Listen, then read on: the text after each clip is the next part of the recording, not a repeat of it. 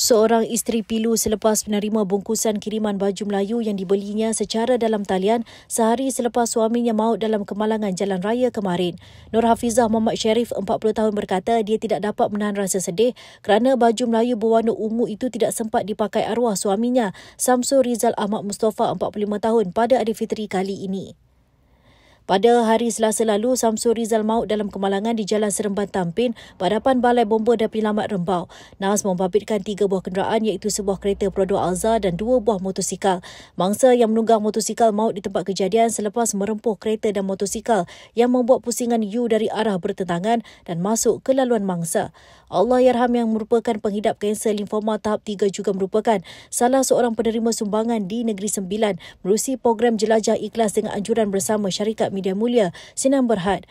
Nur Hafizah yang kini mengandungkan anak ke-6 memberitahu ketika kejadian arwah suaminya itu dalam perjalanan pulang ke rumah dari tempat kerja di Senawang bagi menguruskan pendaftaran prasekolah anak bongsu mereka.